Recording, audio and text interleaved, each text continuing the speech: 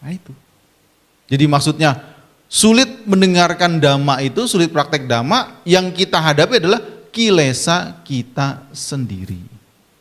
Sehingga dimanapun kita ada kesempatan berlatih, belajar, berjuang, termasuk bekerja dengan sungguh-sungguh adalah berkah utama.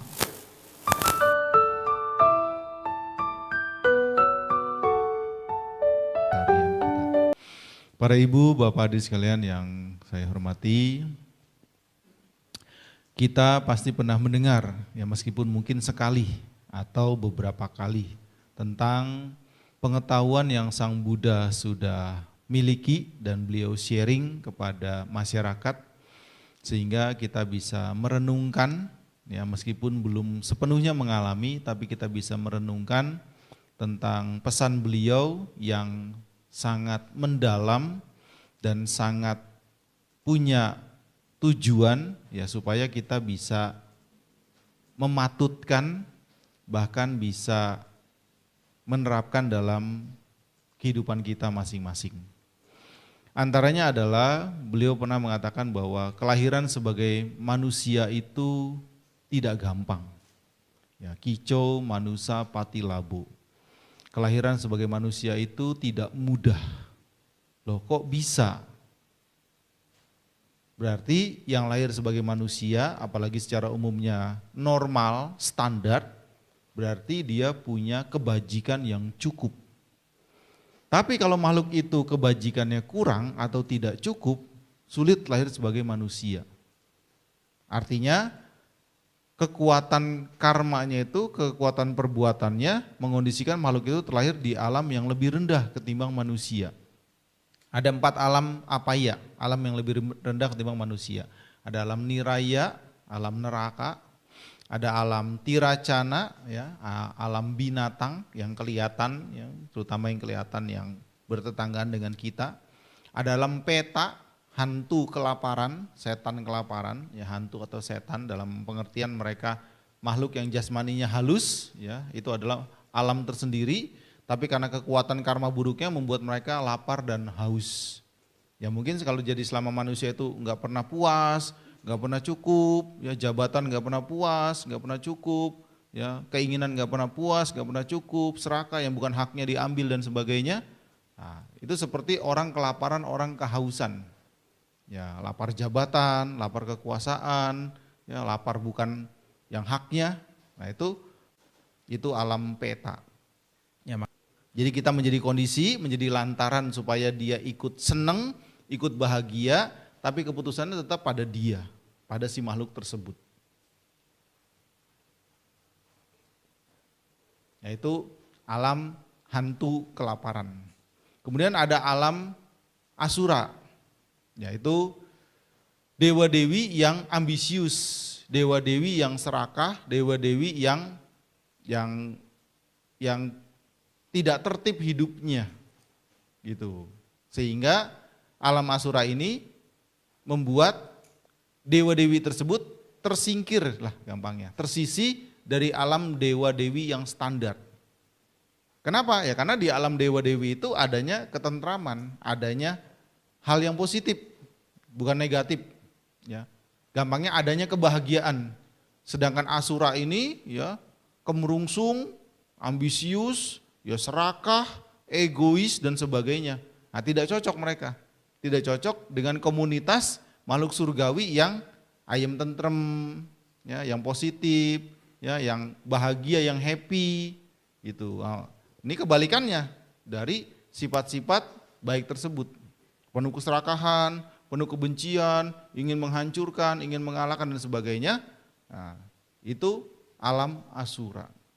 Nah, 4 alam ini disebut alam yang tidak beruntung. Alam apaya, alam yang merugikan. Dibandingkan dengan alam manusia yang standar. Alam manusia yang normal. Kita sebagai manusia yang normal. Nah itu. Jadi sulit lahir sebagai manusia itu karena ada 4 alam menderita. Dan kalau di 4 alam menderita ini tidak ada upaya, tidak ada perjuangan, makin sulit lagi. Makin sulit lagi. Nah itu maksudnya sulit terlahir sebagai manusia. Ya, paling gampangnya lihat tetangga manusia, yaitu hewan. Kalau kita di rumah punya hewan kesayangan, hewan peliharaan, pasti ada hubungan karma. Pasti. Nggak mungkin dia muncul tiba-tiba. Ya, apalagi misalkan kalau beli di pasar. Ya, kita mau pelihara nih misalkan beli di toko. Karena itu ada beberapa. Ya, paling nggak ada 2, ada 3, ada 10.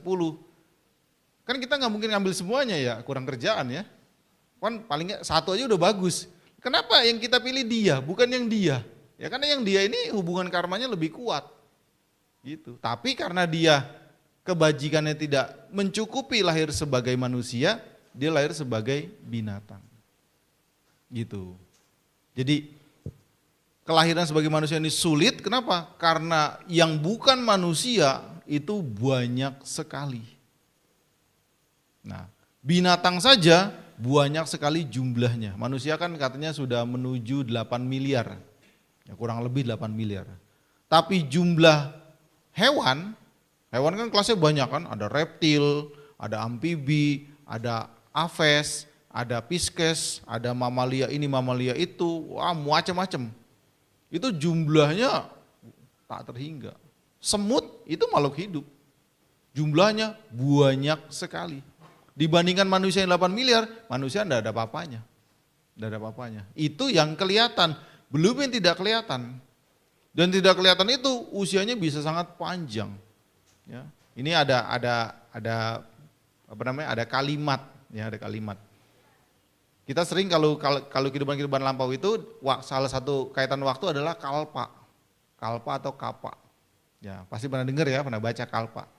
Nah, salah satu penggambaran kalpa itu adalah dari bumi ini baru terbentuk, bumi ini menjadi, berkembang terus sampai bumi ini padam, hancur, kiamat, itu satu kalpa.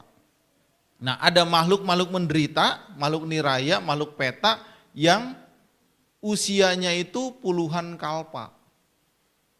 Jadi kalau dia mungkin ingat dan menyaksikan, ya dia udah menyaksikan ada bumi terbentuk, kiamat, terbentuk, kiamat, terbentuk, kiamat, terbentuk, kiamat, terbentuk, kiamat, dia belum mati-mati. Saking panjangnya, saking karma buruknya berbuah, kuat, gitu. Ya itu salah satu penjelasan sulit terlahir sebagai makhluk manusia. Kenapa? Sebanyak-banyaknya manusia di bumi ini tetap kalah jumlah dengan satu kelas dari makhluk hidup yang kelihatan, serangga, insekta. Nyamuk itu serangga, ya. Laron itu serangga, musim hujan banyak laron. Itu banyak sekali jumlahnya. Nah, kita manusia merasa banyak ya karena kita bandingkan dengan sesama manusia. Tapi kalau dibandingkan dengan makhluk lainnya, di alam-alam lainnya, manusia sedikit sekali. Nah ini, kenapa Sang Buddha mengatakan sulit lahir sebagai manusia. Ada kalimat lain, sulit mendengarkan ajaran kebenaran. Sulit kenapa? Ya karena kilesa kita, kotoran-kotoran batin kita itu sering menghalangi. Makanya kalau ibu bapak sudah tahu ada jadwal, dan sudah ada minat, apakah tahunya sehari sebelumnya, 2 hari sebelumnya, atau seminggu sebelumnya, dan ibu bapak minat datang, kemudian tantangannya adalah seperti saat ini hujan, dan ibu bapak bisa datang, itu hebat. Hebat. Makanya ini agak molor karena memang hujan juga. Iya, kenapa? Karena belajar dan praktik dhamma yang terus menerus, itu butuh komitmen. Butuh upaya, butuh effort, butuh perjuangan. Kenapa? Karena buah saja matang butuh waktu yang lama. Kira-kira kan pasti di rumah ada pohon buah. Kira-kira dari inget mangganya itu berbunga sampai bisa dipanen, dirujak atau bisa dimakan, berapa bulan kira-kira? Ya 3-4 bulan ya. Kan enggak dalam semalam kan? Masaknya buah saja itu berbulan-bulan. Itu pun kalau kita beruntung. Kenapa? Ya giliran mau dipanen, kalong duluan yang panen. Atau teman main, dipanen teman, ya nggak apa-apa juga sih. Sudah kita jaga, kita rawat baik-baik saja, bukan kita yang panen. Sudah butuh waktu dan butuh kondisi-kondisi lainnya untuk mendukung. Nah, demikian juga kebijaksanaan kita, kematangan wawasan kita dan seterusnya, mau berusaha baik, kita mau melakukan hal-hal yang bermanfaat, itu bukan perkara gampang. Itu maksudnya mendengarkan, melaksanakan dhamma itu dibilang sulit, ya karena kita berhadapan dengan kilesa kita. Makanya sampai kenapa ada festival, ada peringatan Sanggadana atau Katina Dana atau hari berdana yang seperti kemarin dilakukan itu. Di semua negara Buddhis itu, semua mazhab Buddhis itu ada. Kenapa? Diingatkan. Diingatkan kenapa? Karena kita harus memerangi diri kita untuk menjadi baik. Saya pernah dapat cerita, ada orang, ini mungkin terjadi, tapi bisa juga ya suatu pengingat, tidak harus terjadi. Orang saking pelitnya, mau meditasi, waktunya dihitung. 15 menit, 15 menit kepanjangan, 10 menit aja lah. Mau duduk, aduh 10 menit kelamaan, 5 menit aja lah. Akhirnya 5 menit. 5 menit setel, baru setel, langsung sabe sata baru sitata. Saking pelitnya mau waktu. Tidak mudah. Itu yang dilawan dirinya sendiri. Nah itu maksud sulit mendengarkan, sulit praktek dhamma itu karena yang kita perangi adalah diri kita sendiri. Kilesa kita sendiri. Itu maksudnya sulit mendengarkan dhamma. Sulit praktek dhamma. Dhammanya ada. Wong tidak ada tata gata, tidak muncul sama Sang Buddha, dhamma tetap ada karena itu ilmu kan. Ya seperti hukum fisika, kimia, matematika, musik apa dan sebagainya ada. Tinggal siapa yang menemukan. Gitu. Nah, ini sudah ditemukan tapi karena ternyata ya penghalang belenggu mara kita salah satunya adalah kilesa mara ya. Kotoran batin kita sendiri, noda-noda batin kita sendiri, itu yang dimaksud sulit mendengarkan dhamma. Sulit praktek dhamma. Sulitnya adalah kilesa kita menjadi penghalang, menjadi pengganggu. Nah, tapi ibu bapak bisa mengondisikan waktu, bisa membagi waktu, bisa memanage waktu di tengah kesibukannya untuk ingat dengan dhamma, untuk terus mengulang dhamma dan melatih dhamma, itu sudah suatu hal yang sangat baik. Tapi terus continue memang. Karena apa? Kematangan batin kita, proses batin kita itu ya gampangnya seperti hukum alam. Tidak bisa dalam sekejap. Apalagi sebenarnya hasil itu bukan tujuan. Ya, saya pernah diskusi, pernah merenung begini. Kan ini bicara apalagi anak muda.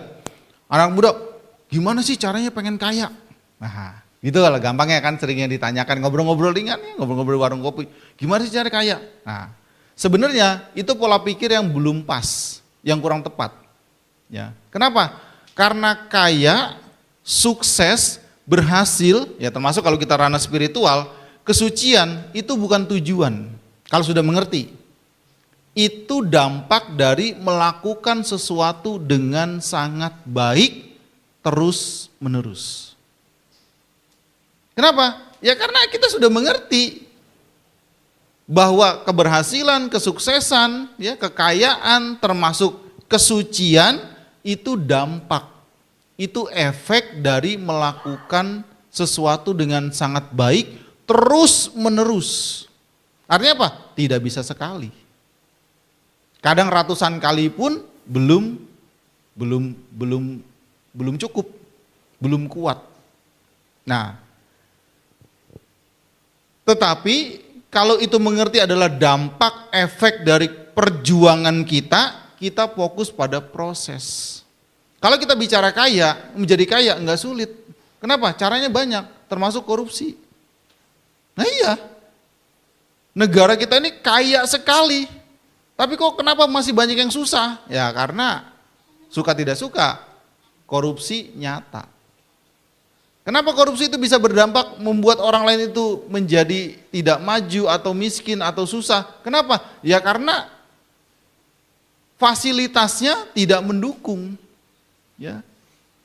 Pendidikan tidak maju. Lah kalau pendidikan tidak maju berarti kan tidak cerdas, tidak pintar. Lawannya adalah bodoh. Lah kalau bodoh gimana bisa berkembang? Dan seterusnya. Terus petani. Gimana petani mau mendapatkan hasil yang optimal? Kenapa? Jalannya rusak. Nah kalau jalannya rusak, dari proses nandur ngolah lahan saja sudah repot. Belum nanti perawatan, belum nanti panen. Nah kalau panen kan rata-rata sudah tua. Gampangnya kalau buah itu sudah matang, ya, atau menjelang matang. Nah kalau jalannya rusak, harusnya itu bisa sejam, ini jadi sebulan. Lah matang di jalan, alias bosok. Jadi rentetannya luas sekali. Rentetannya luas sekali. Gitu. Nah, jadi ketika kita effort, ketika kita berjuang, ketika kita memahami proses, itu yang kita fokuskan. Kenapa? Hasil, ya, buah itu menyesuaikan dengan proses. Tergantung dari proses. Makanya daripada berpola pikir gimana sih caranya kaya, itu tidak kurang pas. Gimana sih caranya saya bisa komit? Gimana caranya saya bisa semangat? Gimana saya caranya bisa effort? Gimana caranya saya bisa terus sinambung memperjuangkan kerja keras saya ini? Hal-hal baik ini. Jadi fokus pada proses memang. Kalau proses sudah dilakukan dengan baik, ya otomatis ada hasilnya. Ya. Dari waktu tersebut nanti ada tiba kematangannya. Ada buahnya. Nah termasuk spiritual yaitu kesucian. Artinya apa? Tidak disebut pun, tidak ditulis pun otomatis. Apalagi kita sudah punya ilmu, punya pengalaman, punya wawasan, otomatis arah ke sana. Nah tapi daripada membuang waktu, energi dan sebagainya hanya berangan-angan pada hasil, tapi melupakan proses. Nah, lebih baik fokus pada proses, fokus pada komitmen, pada effort, pada daya upaya, usaha terus menerus. Nah, sehingga menjadi waktu, energi dan tenaganya itu semua dicurahkan pada proses. Artinya apa? Kalau sudah mengerti itu, ya otomatis buahnya, hasilnya akan dituju, bahkan akan dicapai. Jadi kalau pertanyaan umum, gimana sih caranya jadi kaya? Ya korupsi. Tapi apakah itu benar? Tidak. Apakah itu berguna? Merugikan. Kenapa? Kan banyak cara kan? Nah, tetapi kalau kita mengerti sebab akibat, prosesnya, caranya kita pilih yang sesuai, yang pantas, yang bermoral, yang sesuai dengan hukum, yang tidak merugikan pihak lain. Termasuk tidak merusak alam. Nah itu. Jadi maksudnya sulit mendengarkan dhamma itu, sulit praktek dhamma, yang kita hadapi adalah kilesa kita sendiri. Sehingga dimanapun kita ada kesempatan berlatih, belajar, berjuang, termasuk bekerja dengan sungguh-sungguh adalah berkah utama.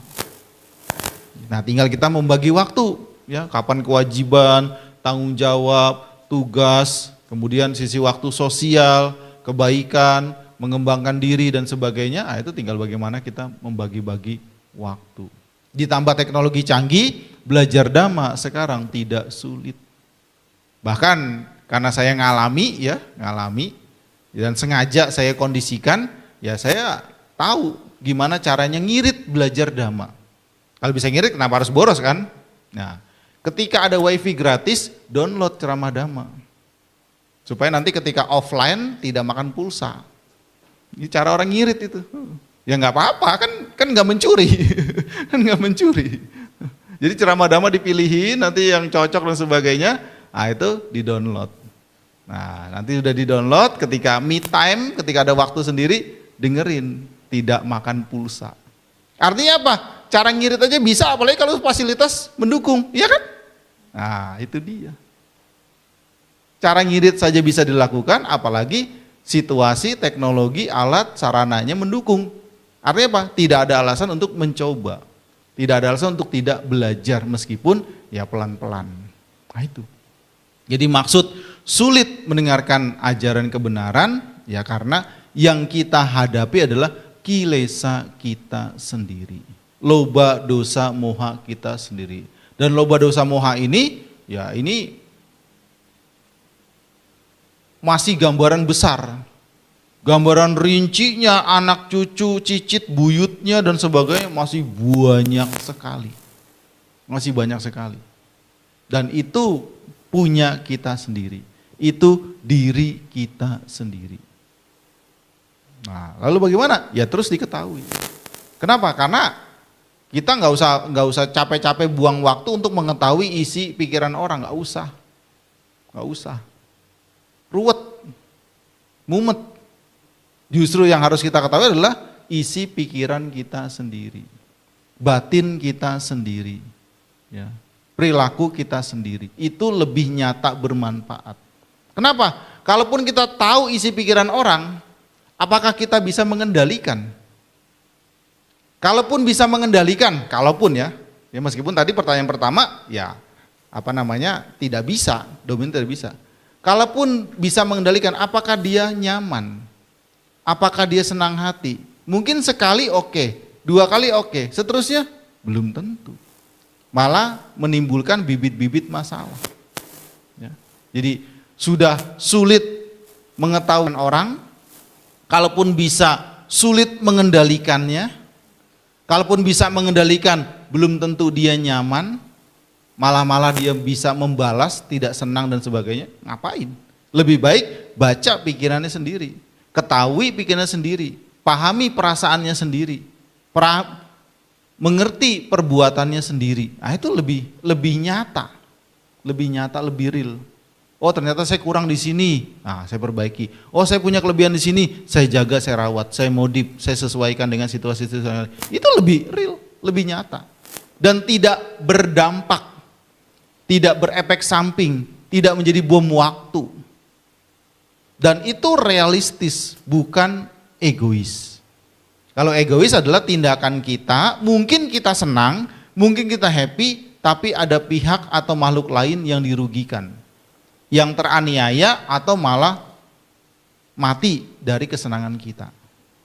Ya, kalau saya sering lewat Pantura, ya, kalau weekend, ya, itu sering lihat orang me time, happy dia, bawa kayu panjang, mancing, happy dia. Tapi coba sekali-sekali happy-nya itu mata kailnya dicantolin di bibirnya, happy nggak kira-kira? Nah itu dia. Jadi kita bahagia harus melihat sekitar. Apakah kebahagiaan kita ini berdampak merugikan atau berguna bagi sekitar? Kalau berguna, berarti tidak ada efek samping. Tapi kalau merugikan, oh ternyata bisa dikaji, bisa diperbaiki. Jadi sesungguhnya yang kita hadapi adalah pikiran kita sendiri, perasaan kita sendiri, perbuatan kita sendiri. Dan itu lebih nyata, lebih berguna dan tidak berefek samping. Bahkan bisa berkembang diri kita, batin kita, ketimbang kita ngurusi orang lain.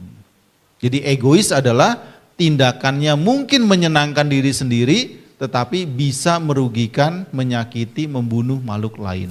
Tapi kita mengembangkan diri, kita berjuang, kita effort, kita upgrade diri kita dengan kebaikan-kebaikan dan tidak merugikan pihak atau makhluk lain, itu sepatutnya dilakukan. Atau itu harus diupayakan. Termasuk kita datang, belajar dhamma, mengulang dhamma, berlatih dhamma, praktek dhamma meskipun sedikit, itu lebih baik daripada tidak sama sekali. Nah itu maksud kenapa sulit mendengarkan dhamma. Ya. Bukan sulit dengerin, bukan sulit ngikutin acara, bukan. Tapi maksudnya kita menghadapi kilesa kita sendiri. Termasuk sulit munculnya sama-sama Buddha. Ya, lebih sulit lagi. Jadi kalau suatu makhluk bisa lahir di zaman sama-sama Buddha dan dia mau belajar, paling tidak 50% sudah punya basic. Sudah punya celengan istilahnya yang bagus. Bahkan kalau memang kebajikan yang mendukung dan effortnya luar biasa, meskipun bertahun-tahun, ya bukan cuma semalam tapi bertahun-tahun, ada kemajuan. Ya, tapi kalau dia salah paham, salah pandang, sudah ketemu Sang Buddha pun malah memusuhi Sang Buddha. Banyak cerita begitu. Jadi yang ketemu Sang Buddha itu tidak semuanya happy ending. Kenapa? Karena batinnya beda-beda. Ya, pengalamannya beda-beda, motivasinya beda-beda, tebal kilesanya pun beda-beda. Tapi munculnya sama Sang Buddha, nah itu sangat langka. Sangat langka. Kenapa? Karena calon sama Sang Buddhanya harus menyempurnakan paramita sedemikian banyak dan lama. Ya, kan ada 3 bodhisattva, ada Sadadika, Wiryadika, Panyadika. Nah, yang paling singkat adalah bodhisattva level Panyadika. Panya itu ya bijaksana, cerdas, pinter. Nah, jadi karena beliau pinter, cerdas, itu kalau dalam teksnya 4 asankaya kapa 100.000 kapa. Itu yang paling singkat. Karena cerdas, karena pinter, karena bijaksana. Nah, kalau Sadadika, Wiryadika kelipatannya 8 asankaya kapa, 16 asankaya kapa. Lama sekali. Jadi kecerdasan, intelektual, kebijaksanaan, kepinteran itu mempercepat waktu. Tapi itu sudah lama sekali.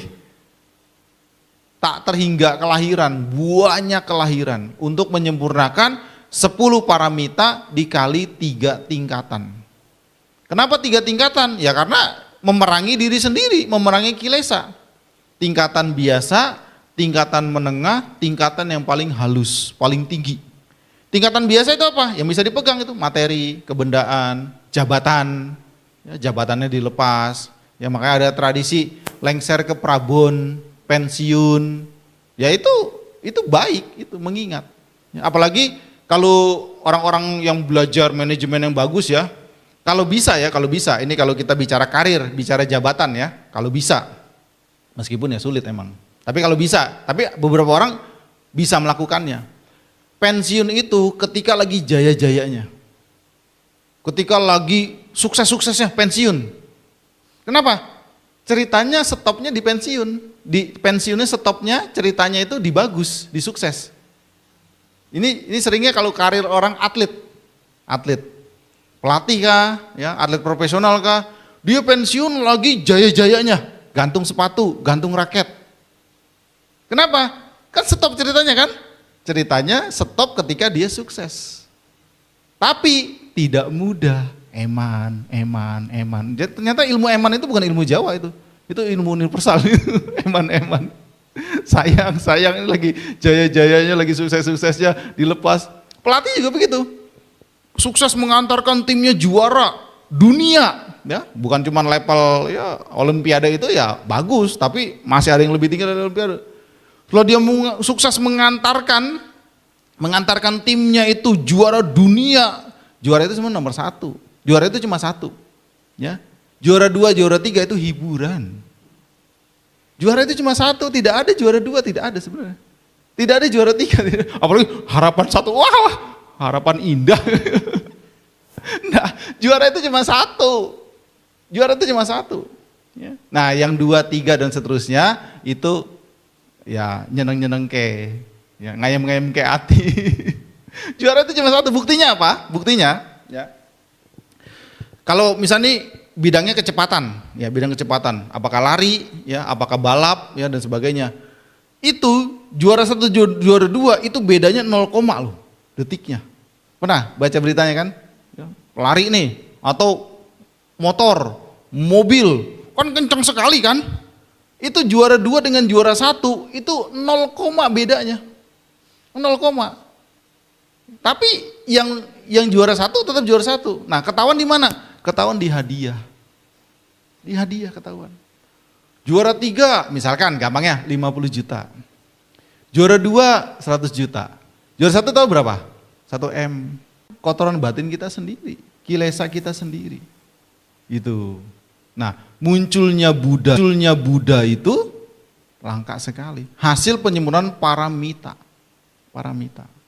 Paramita ada 10 paramita dikali 3 tingkatan. Biasa, menengah, yang paling tinggi. Nah, tingkatan biasa itu termasuk melepaskan jabatan. Melepaskan jabatan ya ketika memang sudah waktunya, apalagi hasilnya sudah tampak. Jabatan digondeli terus. Ya, kalau tenanan, sungguhan, ya, kalau gondelinya buat cuannya sendiri, tapi pihak lain rugi, menderita, tidak maju, ya itu tidak adil. Nah, bodhisatwa melakukan itu. Ya, jabatannya dilepas, bahkan menjadi raja ditinggalkan, malah menjadi petapa. Itu mental yang sudah terasah sedemikian lama dan bukan sekali dua kali, sering kali melakukan itu. Kemudian yang menengah apa? Organ tubuh, ya, donor organ tubuh, ya. Tentu dengan pengetahuan, bukan dengan karena kebencian, udah bosen nih sama ini nih, kasih orang, ya bukan. Dengan urgent, bahwa yang dibantu itu benar-benar urgent. Nah, yang tertinggi, paramita yang tertinggi, ya, paramata parami itu kehidupannya. Berbeda dengan bunuh diri. Bunuh diri itu kebencian, kemarahan, ya, dosa, kebencian, cacat perilaku, itu bunuh diri. Tapi memberikan kehidupannya dengan pengetahuan. Kenapa? Karena dengan kecerdasannya sudah diteliti, ya, tentu dengan wawasan, dengan pengalaman dan waktu yang cepat karena cerdas. Hanya dengan kehidupannya dia bisa membantu. Ya, dengan makanan nggak bisa, dengan jabatan nggak bisa, ya, dengan organ tubuh tidak maksimal. Nah, hanya dengan kehidupannya bodhisatwa membantu pihak atau makhluk yang dibantu itu baru tertolong.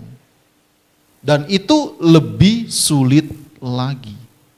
Nah, beliau fokus kepada penyempurnaan paramita yang membuat beliau melakukan sesuatu paramita itu dengan sangat baik, berdampak buahnya masak, yaitu kebudaan, arahata, sama sambuddha.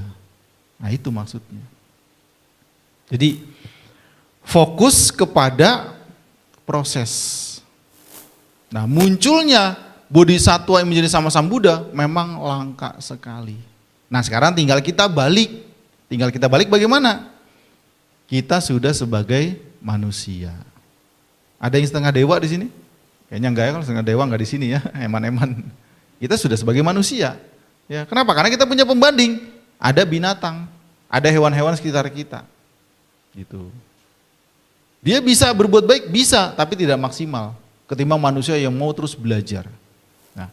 Kita bisa belajar dhamma. Dhamma masih nyata, masih real. Meskipun tradisinya macam-macam, tapi dhammanya masih otentik. Dhammanya belum ngaco. Dhammanya belum keliru. Dhammanya masih real. Misalkan apa? Pancasila Buddhis, real. 8 sila, real. Dana, real. Samadhi, real. Panya, real, dan seterusnya. Masih belum belok. Masih belum kacau. Masih belum keliru. Masih real, nyata, bisa diuji oleh siapapun dan sudah teruji. Kenapa? Ya karena banyak ajaran yang sudah jungkir balik. Banyak ajaran-ajaran sudah diselewengkan. Nah, tapi dhamma bisa diuji oleh siapapun bebas tanpa peduli latar belakang, silakan uji, dan semua yang menguji itu termasuk kita ini juga menguji, dhammanya masih murni, masih nyata, masih real, masih sesuai dengan ketika yang Sang Buddha ajarkan. Kenapa? Ya karena waktu juga mempengaruhi, sudah sekitar 2600 tahun. Nah, dhammanya ada, belum keliru, belum dibelokkan, belum dimanipulasi, belum diselewengkan ajarannya. Nah, tinggal kita belajar. Termasuk seperti saat ini, kita mengulang kembali, mengingat kembali. Sang Buddhanya pernah muncul, pernah ada. Ya, historis dan secara arkeologi diakui. Ya, anak muda bilang sekarang no debat. Ya, Sang Buddha itu ada real, historis, no debat. Kenapa? Karena sudah dibuktikan oleh para arkeolog, dan arkeolog ini netral. Tidak ada urusan agama, tidak ada urusan budaya, tidak ada sentimen ini dan sebagainya, real berdasarkan uji karbon. Berdasarkan juga historis kerajaan-kerajaan yang ada, silsilah yang ada dan sebagainya. Jadi Sang Buddha real. Meskipun kita bukan zamannya, tapi dibuktikan valid. Nah, Sang Buddha muncul membabarkan dhamma, dhammanya masih ada, nyata, bisa kita pelajari, dan kita sebagai makhluk manusia. Nah, tinggal semua kondisi-kondisi yang kita miliki tersebut, ya kita harus jaga. Harus rawat, ya. Kesehatan tidak dijaga, ya akan gampang ngedrop. Ya kalau kita bicara keseharian, sebenarnya kuncinya tuh pikiran. Makanya ya sesuai dengan hukum dhamma, sesuai dengan ajaran Sang Buddha, di istilah kedokteran ada psikosomatis. Ya, sakit karena pikiran, sakit karena stres. Kita bisa menggambarkan ada orang dipersidangkan, singkatnya persidangan panjang, disingkat persidangan sama hakim, Anda dihukum mati, blek, geblak. Meskipun dia tahu dia salah, kenapa? Syok, psikosomatis. Jadi kalau psikosomatis ya, kalau tepat waktunya, tepat kata-katanya, tepat timingnya, connect, nggak usah pakai obat, sembuh. Kan penyakit ada dua kan, penyakit medis, ada penyakit psikis, ya, fisik dan psikis, ya. Nah kalau yang psikis nggak usah minum obat, sembuh, asal connect, nyambung, gitu. Tapi kalau fisik, tangannya tugel, dibacain parita, ya tetap tugel. Oh salamander bisa ya, salamander kan lain badannya, tapi kan butuh waktu dia, butuh waktu, nggak bisa simsalabim terus tangannya muncul lagi gitu. Nah itu dia. Nah jadi kalau bicara keseharian sebenarnya kuncinya pikiran. Makanya pikiran adalah pembentuk, pikiran adalah pemimpin, pikiran adalah pelopor, pikiran adalah pendahulu, pikiran adalah sumber dari segala-galanya. Kalau pikiran kita bersih, pikiran kita luhur, pikiran kita benar, baik, positif, karma-karma yang muncul melalui pikiran juga, melalui ucapan dan melalui jasmani terkondisi baik. Dan dia akan bermanfaat. Tapi kalau pikirannya buruk, negatif, benci, dendam, serakah, berpandangan salah, negatif, egois dan sebagainya, akan mengondisikan karma melalui pikirannya juga jelek, ucapannya jelek, jasmaninya juga jelek. Dan itu menjadi karma yang buruk, yang tidak harus merugikan pihak lain, tapi diri sendirinya sudah rugi. Itu psikosomatis. Gitu. Kan dahulu, kenapa? Karena sumbernya dari dia. Sumbernya dari dia. Kalaupun yang ditimbuk kena, dia sudah kepanasan dulu, sudah kebakar dulu. Ya. Atau kalau yang contoh lainnya kotoran. Mungkin yang ditimbuk itu kena, dia bau. Mungkin dia marah, dampaknya nanti dia marah. Tapi sebelum dia kena, dia udah bau duluan. Iya kan? Yang sumbernya dari dia. Apalagi tidak kena. Ya, tambah ngomel. Tambah jengkel. Apalagi kalau misalkan itu perbuatan-perbuatan buruk, ya. Itu misalkan kata-kata, makian, marahan, ya, kata-kata tidak menyenangkan. Yang diomeli itu tidak menerima. Tidak ngereken, tidak gubris. Ya kan, capek sendiri kan. Ya. Nah Sang Buddha kasih ilustrasi. Hai Brahmana, pernahkah Anda mengundang tamu-tamu Anda? Oh iya sering, saya bikin upacara, saya bikin pesta. Ketika Anda mengundang, apakah Anda menyiapkan sajian? Oh tentu, saya tuan rumah yang baik. Saya menyediakan makanan, minuman, camilan, kue yang enak-enak. Nah, gimana kalau tamunya itu tidak mau? Mungkin dia kenyang, mungkin dia nggak sempat dan sebagainya. Saya makan lagi. Punya saya kok. Demikian. Makian, cacian yang barusan itu saya tidak menerimanya. Saya tidak butuh. Ambil lagi. Ya, rugi kan? Nggak direken, nggak direspon. Gitu. Makanya kalau sebisa mungkin ketika pasangannya kah, anaknya kah, orang tuanya kah, saudaranya ngomel, ya jangan diladenin. Jangan diladenin. Ya. Berusaha dingin dalam arti positif, ya, berusaha sejuk, tidak merespon. Nah nanti kalau dia udah capek kan pasti capek kan, mau sejam, 2 jam, 3 jam, 10 jam kan capek kan. Nah anggap aja tuh tadi kata-kata kamu nih ada di kantong kresek ini. Saya udah kumpulin, jatuh-jatuh saya ambilin, saya pungutin. Nah, karena saya tidak butuh, saya pulangin. Tapi tambah jengkel kayaknya. Ya itu. Jadi kuncinya memang di pikiran kita sendiri. Nah kalau pikirannya dijaga, ya, kadang makan yang tidak bernutrisi pun, cuman makan nasi sama air bening, ya itu tetap bermanfaat. Tapi meskipun makanannya yang bergizi, yang heboh-heboh, yang keren-keren, yang mahal-mahal, pikirannya stres, nggak jadi daging. Kenapa? Karena kuncinya di pikiran. Di pikiran. Pikiran sumber segala-galanya, pikiran pemimpin, pikiran pelopor, pikiran adalah pembentuk dari semua perbuatan-perbuatan kita.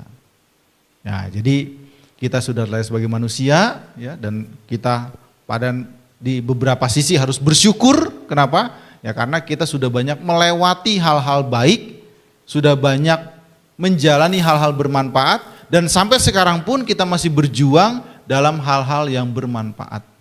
Ya, lebih baik capek berjuang daripada enggak ngapa-ngapain. Ya, lebih baik capek mumet dalam kerja keras daripada bikin mumet orang lain. Iya, pegang prinsip itu aja. Enggak apa-apa saya capek, saya sampai letih, sampai lelah dan sebagainya, dan capeknya capek yang bermanfaat. Daripada saya diam saja tidak berjuang, padahal kesempatan selalu ada. Bahkan karena kita punya pengalaman, punya keterampilan, kesempatannya kita bikin. Ya kan? Kalau orang sudah terampil, sudah banyak pengalaman kan dia bikin kesempatan kan? Dia bikin peluang. Bukan mencari peluang, bukan menunggu peluang, bukan mengharap peluang, bukan jagain peluang. Tapi kalau dia punya keterampilan, punya ilmu, punya wawasan, pengalaman, dia malah bikin kesempatan. Dia malah buat kesempatan. Kenapa? Karena masa depan bisa direncanakan. Meskipun tidak pasti, ya, masa depan memang belum pasti, masa mendatang belum terjadi. Tapi dengan ilmu, dengan pengalaman, dengan keterampilan kita bisa merencanakan. Kita bisa mengupayakan. Gampangnya seperti ilmu nabung. Karena tidak pasti kan? Apakah orang nabung itu selalu tebuk celengan? Belum tentu. Mungkin yang nabuk celengan yang orang lain. Ya, dia yang nabung orang lain bisa. Tapi kan menabungnya itu baik kan? Menabungnya itu positif kan? Daripada foya-foya, daripada narkoba, daripada judul. Judul. Judul itu gak masuk akal. Ngelawan orang aja bisa kalah, apalagi melawan sistem. Lawan komputer, dan sistemnya memang dibikin orang itu jadi penasaran. Ya ujung-ujungnya kalah. Wih, saya menang 10 juta. Habisnya berapa? Ya 1 Innova. Ya kalah lah. Mana ada menangnya? Mana ada menangnya? Nah itu. Lebih baik kita capek-capek berjuang, mengisi waktu, letih dan sebagainya, ya. Dan itu positif, itu lumrah, itu diterima, bahkan juga memberikan semangat pada orang lain, daripada kita hanya diam saja atau mengisi waktu dengan hal-hal yang merugikan. Nah itu. Jadi kita bisa melihat dengan rasa bersyukur karena kita sudah berjuang sesuai dengan hal-hal yang pantas, hal-hal yang baik, ya. Kita masih bermanfaat, masih berguna minimal buat diri kita, ya. Artinya apa? Tindakan kita lakukan itu tidak merugikan. Kalau kita judol, ya, kalau kita narkoba, kan diri sendiri sudah rugi sebenarnya. Orang judol itu finansialnya rusak. Orang narkoba itu jasmaninya rusak. Mentalnya ya pasti rusak. Dua-duanya mentalnya rusak itu. Nah, mungkin dia belum merugikan pihak lain belum, tapi dia sudah merugikan dirinya sendiri. Dan hukum karma ya semua kembali pada diri sendiri yang utama. Tapi jangan lupa, kalau dia sudah rugi, sudah rusak, dia tidak sendirian. Oh maaf nih ya, maaf. Oh dia yatim piatu, oke. Tapi kan dia punya teman. Dia kan punya sahabat. Dia kan punya konco. Punya tetangga, paling tidak ya mikirin, aduh kasihan dan sebagainya misalkan. Nah itu. Jadi manusia tindakannya memengaruhi sekitar. Sebaliknya, meskipun perjuangan kerja keras kita itu belum berdampak kepada orang tua, pada pasangan, pada anak, pada keluarga, pada sebagainya, belum memberi dampak yang nyata, tapi tidak berefek samping, tidak merugikan. Memang belum berbuah. Memang belum masak, ya, belum matang. Tapi karena itu positif, kerja keras, perjuangan, daya upaya, tidak merugikan. Tapi kalau contoh dari narkoba atau judi, ya, mungkin belum berdampak kepada temannya, kepada keluarganya, tapi dirinya susah hati. Paham ya maksudnya? Ya. Kalau kita berjuang dalam kebaikan, kita kerja keras, mungkin belum berbuah, tapi tidur puas. Saya sudah berjuang. Saya sudah berupaya, memang belum berbuah, memang belum merasakan manisnya. Kenapa? Karena proses semuanya, tidak ada dalam semalam. Tapi tidak ada penyesalan, tidak ada kekhawatiran, tidak ada kecemasan, tidak ada ketakutan. Kenapa? Karena saya sudah berjuang. Berbeda mentalnya batinnya orang yang narkoba, orang yang judi. Mungkin belum ketahuan, mungkin belum memberikan keresahan kepada keluarga lingkungan, tapi pasti dia tidak happy, pasti. Kenapa? Karena pikiran itu tidak bisa dibohongin. Pikiran itu punya hukumnya sendiri, ya, cita niyama. Punya hukum sebab akibatnya sendiri, kesadaran itu. Tidak bisa dimanipulasi, tidak bisa. Tidak bisa. Dia berjalan sesuai dengan sebab akibat. Nah itu dia. Jadi lebih baik kita capek, lebih baik kita letih, lebih baik kita lelah, berjuang, bekerja keras. Kenapa? Karena meskipun belum berbuah, tidak ada penyesalan. Tidak ada kerugian, tidak ada ketakutan, tidak ada negatif. Nah ketika dia berbuah, disesuaikan dengan kondisi dan waktunya, dia bermanfaat. Sebaliknya, keburukan-keburukan mungkin belum ketahuan, mungkin belum ketangkep, mungkin belum terungkap, tapi aslinya dia tidak happy, dia tidak tentram, dia tidak damai. Dan ketika ketahuan, celaka semuanya. Dia sudah pasti mendapat dampak karena dia yang melakukan sesuai dengan hukum yang ada, karena hukum-hukum yang dibuat pun juga masih selaras dengan hukum-hukum semesta, hukum-hukum alam. Dan orang-orang sekitarnya juga akan mendapatkan dampak yang kurang baik. Ya seperti itulah dhamma. Sebenarnya tidak sulit. Kenapa? Karena kuncinya kepada diri kita masing-masing. Nah, tiap orang caranya berbeda-beda, temukan caranya ya supaya dalam memahami dhamma, mengerti dhamma, ya, menjalani dhamma meskipun berbeda-beda caranya, tapi ya masih harmonis, masih sesuai, masih pantas, masih sejalur, masih sejalan. Dan ketika dia memberikan dampak dari melakukan dengan sangat baik, nah itulah yang disebut sebagai tujuan, sebagai hasil, sebagai buah. Jadi jangan membuang waktu terhadap hasil, terhadap tujuan, tapi curahkan waktu, tenaga, ilmu, pengetahuan, keterampilan pada proses. Sama seperti petani yang berpengalaman, petani yang bijaksana, petani yang cerdas, dia nggak pernah pikir panen. Dia fokus pada proses, gimana tanduran ini terjaga, terawat, ya, terkondisi dengan baik, tiba waktunya pasti panen. Bahkan kadang panennya melimpah, panennya melebihi dari perkiraan umumnya. Kenapa? Karena dia fokus pada proses. Ya kurang lebih ini yang bisa kita ulang kembali dalam dhamma. Terima kasih atas waktu dan perhatiannya. Semoga kita terus maju dalam dhamma. Saya akhiri sabe sata bontus kitata. Semoga semua makhluk hidup berbahagia. Sadu, sadu, sadu. Terima kasih Bante atas dhamma yang telah disampaikan. Banyak sekali yang kita pelajari pada malam hari ini yang telah disampaikan oleh Bante. Tentu dari Bapak Ibu dan saudara Dhamma ada mungkin unek-unek, atau mungkin ganjalan, atau mungkin ya disebutnya dengan pertanyaan. Untuk itu kami persilahkan kepada Bapak Ibu yang ingin bertanya. Ini merupakan kesempatan yang sangat luar biasa. Bante tadi telah menyampaikan kuncinya adalah diri kita sendiri. Jadi silakan monggo Bapak Ibu langsung menuju ke podium yang telah disediakan, bertanya kepada Bante. Monggo silakan.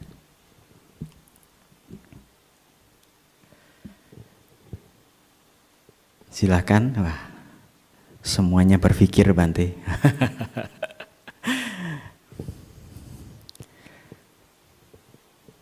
Belum ada? Baik Bante. Kalau belum ada mungkin saya sedikit bertanya Bante. Bante tadi menyampaikan tentang sulitnya kita kan memang sudah dilahirkan sebagai manusia. Tadi Bante menyampaikan sulit mendengarkan dhamma itu karena kilesa. Tadi Bante juga menyebutkan kilesanya adalah loba, dosa, dan moha. Yang saya tanyakan Bante, bagaimana sih kita sebagai manusia ini bisa mengidentifikasi bahwa mungkin karena kesibukan, karena kemalasan, karena lain sebagainya, karena mungkin ya tadi kesibukan, karena tidak ada waktu. Nah, apakah hal-hal itu juga disebut dengan kilesa, Bante? Gitu, Bante. Terima kasih, Bante. Ya, makasih. Ya, jadi tidak mengecilkan ya wacana-wacana orang dengan euforianya ingin cepat-cepat mencapai kesucian, bagus ya, sadu. Tapi ya kita harus jujur, harus realita bahwa daripada kita halu ya, mencapai kesucian, mencapai tingkat-tingkat ini, tingkat-tingkat itu gitu. Tapi kok baperan, nesunan, ngomelan, ngambekan, dendaman. Lebih baik kita yang nyata saja. Apa yang nyata? Pasti semua orang, resmi tidak resmi, punya kewajiban. Punya tugas. Punya tanggung jawab. Atau umumnya punya pekerjaan.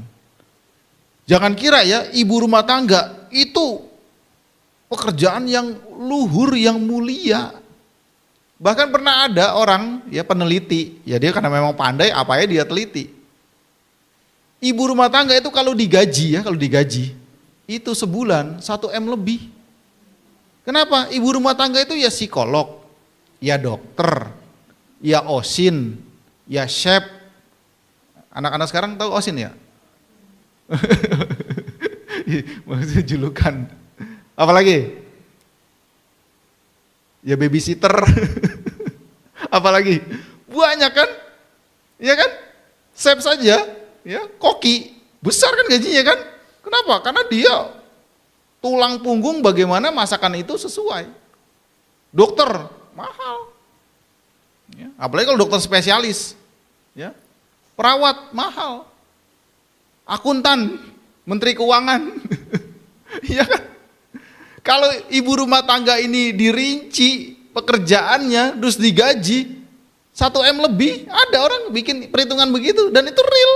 Disamakan dengan gaji-gaji tadi, dokter berapa, psikolog berapa, babysitter berapa, terus ART berapa, ya kan?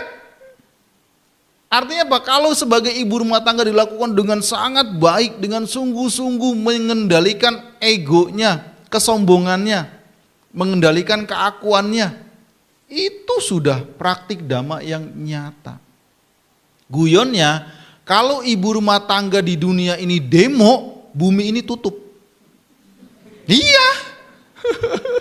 Siapa yang masak? Siapa yang melahirkan? Jadi sebagai apapun kita jalani dengan sungguh-sungguh, apalagi itu kita tahu ada sisi manfaatnya, kita perjuangkan, kita kembangkan manfaatnya, itu sudah latihan dhamma. Itu sudah jalan dhamma.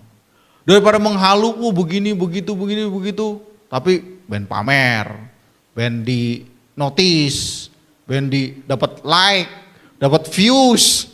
Opo coba? Itu kan malah kilesa baru kan? Iya, terus nggak ada yang like, nesu, marah, jengkel, temennya dijapri. Kok kamu nggak lihat YouTube saya? Kok kamu nggak lihat IG saya? Katanya udah sotapana. Kok cari validasi? Banyak yang halu begitu zaman sekarang. Gitu. Jadi makanya saya sering mengulang yang kamanta itu. Kamanta, ata, panidi dan sebagainya itu. Kan kalau diterjemahkan luasnya adalah bekerja dengan sungguh-sungguh adalah berkah utama, itu real. Ketika kita menjalankan tugas kita, kewajiban kita, pekerjaan kita dengan sungguh-sungguh, ya dengan ketulusan, dengan totalitas, dengan penuh dedikasi, itu sudah praktik dhamma. Dan itu sudah selaras dengan dhamma. Kenapa? Karena bodhisattva juga begitu. Ketika bodhisattva dalam rangka menyempurnakan paramitanya, beliau kesempatan tidak datang tiba-tiba. Beliau membuat peluang tidak tiba-tiba. Beliau membuat kesempatan tidak tiba-tiba. Tapi hasil dari semua proses, semua effort, semua momen yang beliau jalani dengan sungguh-sungguh. Akhirnya mengkristal menjadi sebuah momen. Mengkristal menjadi sebuah kesempatan. Nah karena beliau sudah terbiasa mentalnya seperti itu, kesempatan itu tidak dilewatkan begitu saja. Itu menjadi paramita. Nah kita kadang itu tadi udah nyetel 5 menit, 5 menit ya lumayan lah daripada nggak sama sekali.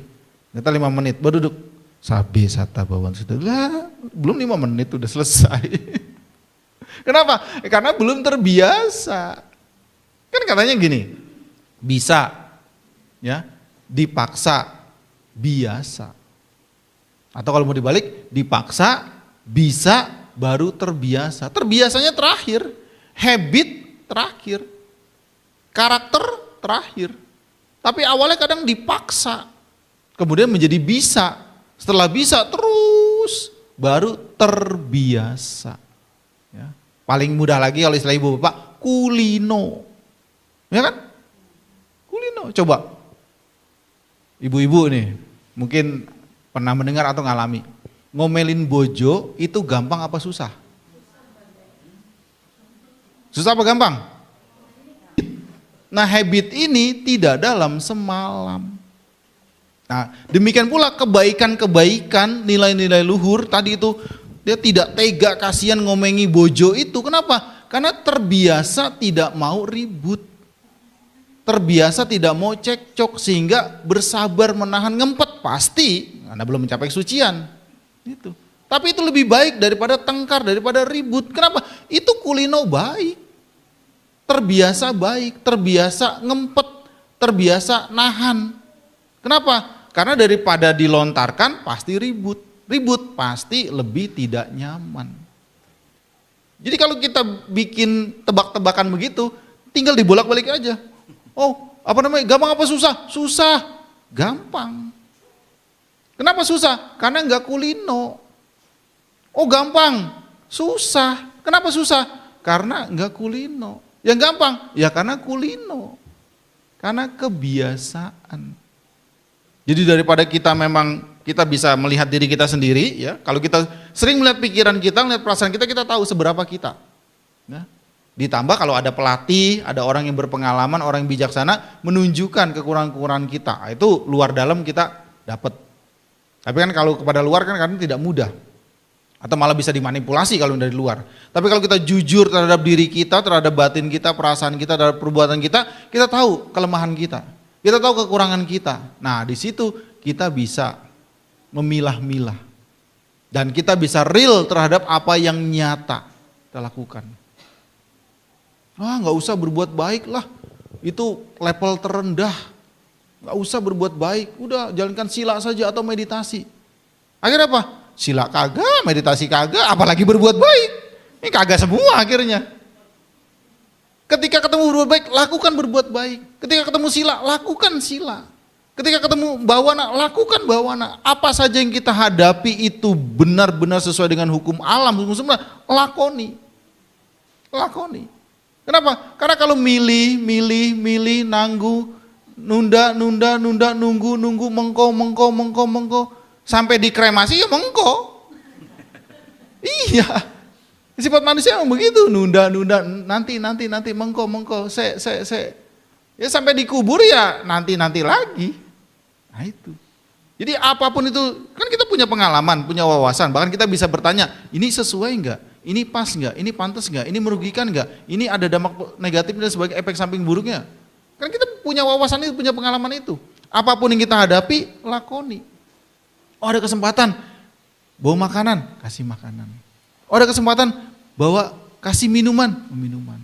Oh ada kesempatan orang turun dari mobil sudah usia sepuh, ya, kita temenin, ya mungkin dipegang, mungkin risih karena belum kenal, kita di sampingnya jagain gitu, itu sudah niat baik, itu real. meskipun cuma 30 detik momennya. Jadi kalau kita tahu, kita peka, kita peduli, apapun itu semua latihan. Dan itu nanti menjadi habit, menjadi kulino, mengondisikan kesempatan. Jadi kalau kita bicara paramita, bodhisattva dapat momen menyempurnakan paramita, bikin paramita, itu nggak tiba-tiba. Itu rangkaian yang terus-menerus beliau kondisikan. Seperti ilmu nabung. Dikit, ketika tebuk celengan gampangnya, itulah seperti dapat momen melakukan parami. Tidak ada yang tiba-tiba di dunia ini, tidak ada yang kebetulan. Gitu. Jadi pekerjaan apapun selama itu sesuai dengan hukum alam, sesuai dengan moral, sesuai dengan norma, bagus, bermanfaat, tugas apapun, kewajiban apapun, tanggung jawab apapun, bahkan tadi sebagai ibu rumah tangga dilakukan dengan sungguh-sungguh, dengan ikhlas, dengan totalitas, dengan optimal, itu sudah praktik dhamma. Itu sudah latihan dhamma. Itu sudah penerapan dhamma. Ya, dan saya ngomong begini ya saya juga melatih. Makanya ketika saya ngisi dimanapun, saya nggak ada urusan ngabsen orang. 2 orang pun saya ladenin. Kenapa? Ya adanya 2, masa mau nyari 200? Narik siapa 198 lagi? Ngapain musingin yang tidak ada? Fokus aja yang ada. Kenapa? Ya karena kalau kita fokus yang tidak ada, ya itu kita bodoh. Sudah nyatanya cuma 2 orang, ya sudah 2 orang. Apalagi ingat, oh ya Sang Buddha pertama kali ngajar cuma 5 orang. Artinya apa? Ya semua berproses. Yang ada, yang real ini. Makanya kan ada pertanyaan klasik itu. Siapa orang yang paling berharga? Ya, orang yang sedang bersama kita dalam kebaikan. Yang real nyata ini. Yang di luar sana yang bisa dihubungi pakai HP, ya real tapi tidak maksimal. Tidak maksimal. Yang kita bisa maksimalkan adalah yang nyata kita hadapi. Itu. Jadi momen apapun, tugas apapun, pekerjaan apapun, tanggung jawab apapun, meskipun itu kecil, kalau itu nyata bermanfaat, lakukan. Kenapa? Karena kulino itu tidak tiba-tiba. Orang jahat, orang buruk, termasuk koruptor, itu enggak tiba-tiba. Tidak ada koruptor dalam semalam, enggak ada. Enggak ada. Paling enggak dia ngelihat teman-temannya, oh enak juga ya mobilnya mewah, oh enak juga ya rumahnya mewah, oh enak juga ya jalan ke luar negeri, oh enak juga ya istrinya nambah. Kulino ngeliatin yang enak-enak itu, akhirnya terpengaruh. Enggak tiba-tiba, enggak ada. Enggak ada. Semua proses. Baik dan buruk semua proses. Nah yang kita kembangkan, yang kita latih, yang kita biasakan, yang kita kulinokan adalah yang baik. Kenapa? Karena kita masih punya kilesa. Yang baik pun belum bisa maksimal. Kenapa? Karena ada kilesa. Apalagi tidak kita latih. Kalau kita latih, wah munculnya kilesa lebih mudah lagi. Dan kilesa itu pandai sekali menipu, pandai sekali berkamuflase. Makanya kan kalau digambarkan itu kan seperti pohon. Yang kasar itu seperti daun-daun ranting-ranting. Dipotong, tumbuh lagi. Ya kan? Normalnya pohon. Yang sedang itu ya seperti batang. Dipotong, tumbuh lagi, lama. Tapi masih tumbuh, tidak mati pohonnya. Ya. Yang kasar-kasar itu ranting dan daun, dipotong, ya hilang sementara, seminggu muncul lagi. Nah, yang kilesa yang sedang, batangnya dipotong, lama memang, nunggu setahun, tapi masih hidup. Nah, menghancurkan kilesa itu, ya, yang paling total seperti pohon dicabut akarnya, seperti pohon minimal paling sedikit. Itu waktu yang sangat panjang. Sama seperti kematangan buah tadi, tidak dalam semalam. Minimal hitungan bulan. Hitungan bulan itu waktu. Hitungan bulan itu tetap waktu. Apalagi kematangan batin yang naik turun. Nah, butuh terus menerus upaya. Nah, daripada kita halu yang kadang ya jadi lucu sendiri, nah, lebih baik tugas kita, tanggung jawab kita, pekerjaan kita, aktivitas kita selama itu selaras dengan moral, dengan norma, dengan hukum, bermanfaat, positif, lakukan dengan sungguh-sungguh. Pasti itu berguna. Dan itu juga dalam rangka melatih mental kita, melatih batin kita, mengembangkan batin kita. Sama kayak orang sekolah. Orang sekolah kan secara normal ya nggak bisa lompat.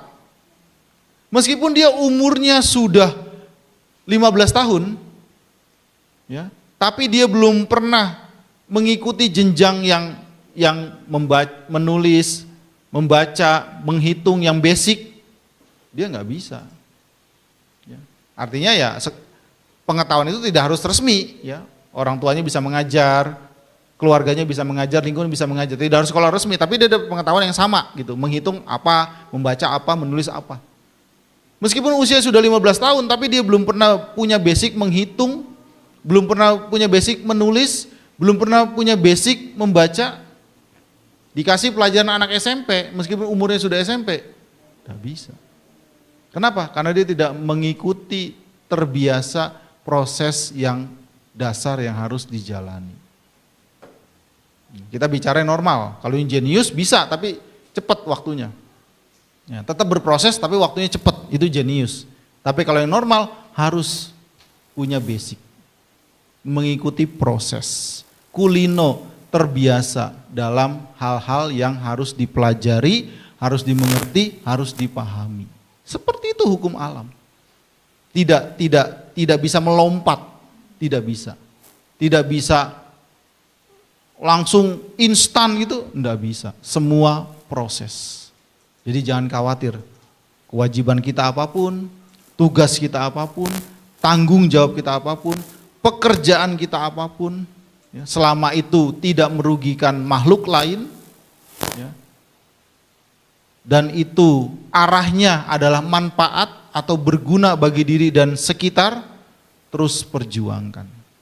Karena itu nyata, daripada halu-halu yang enggak jelas sampai dengan berbagai macam cara.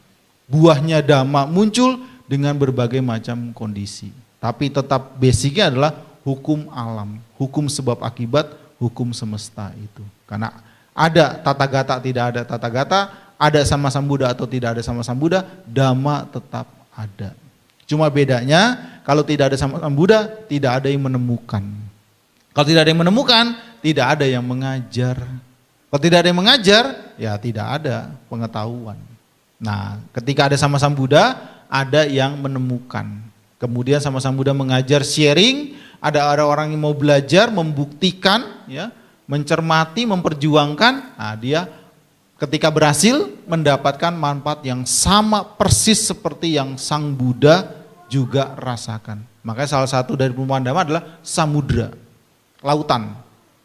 Samudra lautan itu bisa penuh, bisa ajak karena diisi oleh jutaan, mungkin miliaran sungai di bumi. Ya, makanya salah satu ukuran internasional kan MDPL kan, meter di atas permukaan laut. Kenapa? Karena disepakati bahwa yang rata ini adalah air. Nah, air yang anteng, yang stabil adalah lautan. Tapi jangan lupa, lautan itu bisa terisi penuh, bisa ajak, bisa airnya stabil, ya, tidak kering artinya, karena diisi oleh sungai. Dan sungainya itu sangat banyak. Nah, ketika masih di sungai, namanya beda-beda. Isinya beda-beda, rasanya beda-beda. Faunanya, floranya beda-beda. Tapi ketika semua masuk ke samudra, ke lautan, menjadi satu rasa. Apa rasanya? Nah, lautan rasanya asin. Nah, perjuangan, daya upaya, ya, pembebasan itu menjadi satu rasa. Rasa kebudaan, rasa arahata, rasa bebas dari penderitaan. Pencapaian kesucian yang tertinggi. Tidak masalah. Caranya macam-macam selama itu moral, norma, sesuai hukum alam, sesuai dengan hukum-hukum yang baik yang ada. Cara boleh beda-beda, tapi nanti muaranya tetap sama. Seperti itu. Makasih. Baik Bante, terima kasih atas uraiannya. Selanjutnya, mari silakan ada yang mau bertanya sebelum ada pertanyaan dari channel YouTube Bante. Ada dulu yang dari peserta? Belum ada? Baik Bante, ini saya membacakan dari channel YouTube Bante. Ada yang bertanya tanpa nama ini Bante. Selamat malam Bante. Bagaimana cara menyikapi teman yang sedang mengalami depresi? Apakah baik jika mengajaknya mendengarkan ceramah Dhamma? Ya. Begitu Bante. Ya betul. Nah, ini menarik. Makin ke sini, bukan makin ke sono, bukan. Makin ke sini makin banyak orang yang stres, orang yang depresi. Nah, orang yang depresi nggak butuh teori. Orang depresi jangan diceramahi, jangan. Orang depresi temenin. Selama dia happy, ya melukin tiang listrik nggak apa-apa. Ya kan berapa samping kan? Ya kecuali terjun ke jembatan, dari jembatan ke sungai ya jangan, dia pegangin. Selama dia happy melukin kursi gitu, happy nggak apa-apa. Temenin, jangan dikasih teori, belum waktunya. Ya. Masih terguncang, masih syok. Ya. Temenin dalam kebaikan. Ya. Jadi kalau yang bahaya-bahaya jaga. Ya. Dia mau nyanyi-nyanyi, dia teriak-teriak ya selama tidak mengganggu tetangga nggak apa-apa. Pokoknya selama tidak berbahaya temenin. Dia tidak butuh teori, saat itu dia tidak butuh ceramah. Dia tidak butuh masukan, dia cuma butuh ditemenin. Saya pernah ngalami dulu, nggak tahu sekarang udah lost contact. Semoga masih hidup, semoga juga mungkin nonton ini kalau pas kebetulan. Cuma 2 kata saya. Iya, ngomong, ditelepon sampai panas, sampai saya cas sampai penuh, cabut kan, kosong lagi, cas lagi. Iya, iya. Enggak butuh masukan, cuma butuh didengerin. Kalau enggak, bunuh diri. Enggak butuh, cuma dengerin aja. Ya. Keturun, saya bangun, ngelilir, masih ngomong. Saking capek lah. Jam 8 selesai acara, jam 8 telepon. Ya, dengerin. Ya kalau sejam 2 jam, lah kalau udah lewat tengah malam kan capek kan ya. Ngedengerin, keturun, bangun, masih ngomong. Saking beratnya depresi. Enggak butuh masukan, cuman butuh ditemani, butuh didengarkan aja. Butuh dengarkan. Nah, menghadapi teman yang depresi, temenin. Selama aktivitas itu tidak membahayakan dirinya, tidak membahayakan orang lain, biarin. Ya. Dia happy jilatin tiang listrik, enggak apa-apa. Kayaknya enggak apa-apa sih kayaknya ya. Tapi kalau yang berbahaya, jagain. Kenapa? Karena dia enggak butuh masukan, dia cuma butuh ditemenin. Nanti kalau sudah stabil, sudah tenang, baru. Itu caranya. Jadi dengarkan Dhamma, ya dengarkan Dhamma tidak jelek, cuman mungkin belum waktunya. Kenapa? Karena dia ngeblok semua. Jadi semua masukan dia blok. Kenapa? Karena mungkin dia merasa orang yang paling menderita di dunia ini, orang yang paling gagal, orang yang paling buruk di dunia ini. Nah, kehadiran kita menyemangati secara mental. Pelan-pelan aja, temenin. Gak usah dikasih masukan, temenin aja. Ya, temenin bawa makanan, temenin bawa minum, temenin bikin sesuatu yang dia berkenan. Jangan dikasih masukan, jangan dikasih ilmu. Ya, apalagi diajak ke tempat meditasi, wah nanti ngisru malah. Belum waktunya, belum. Temenin. Dan saya pernah ngalami itu. Ya semoga sih masih hidup sekarang, semoga ya. Karena udah lost contact, karena udah pindah negara gitu. Tapi belum pernah mendengar meninggal, kayaknya sih masih hidup. Tapi ya semoga lebih baik. Wah itu berat sekali. Hampir tiap malam itu saya begitu. Untung dulu ada TM, tahu TM ya? Kan gratis itu. Jadi saya tahu dia mau telepon nih, saya TM dulu. Saya jebol pulsa saya. Zaman dulu. Sebegitu beratnya. Ya. Nggak butuh teori. Nggak butuh masukan apa-apa. Cuman mau ditemani, cuma mau didengarkan. Gitu. Nah karena nanti kita tahu, oh sudah seberapa kemajuan dia dan sebagainya. Kan tahu nanti kan? Nah itu dia. Jadi kehadiran kita itu seperti sandaran dia. Dia yang sedang lemah, yang sedang hancur dan sebagainya, butuh sandaran, ya. Nah itu. Jadi ditemani. Belum butuh teori, belum butuh ilmu, apalagi agama belum butuh. Apalagi dia depresi karena agama. tambah jengkel, tambah nesu. Kuncinya ditemani. Makanya di luar negeri itu kalau nggak salah ada profesi nemeni orang di negara maju. Ya, tapi ini yang positif ya, meskipun bisa mengarah negatif gitu. Tapi ada itu profesi apa namanya? Pernah ada kan ya? Nemeni orang yang stres, nemeni orang yang depresi. Termasuk kalau ini wanita ya, nggak usah berkata-kata, peluk.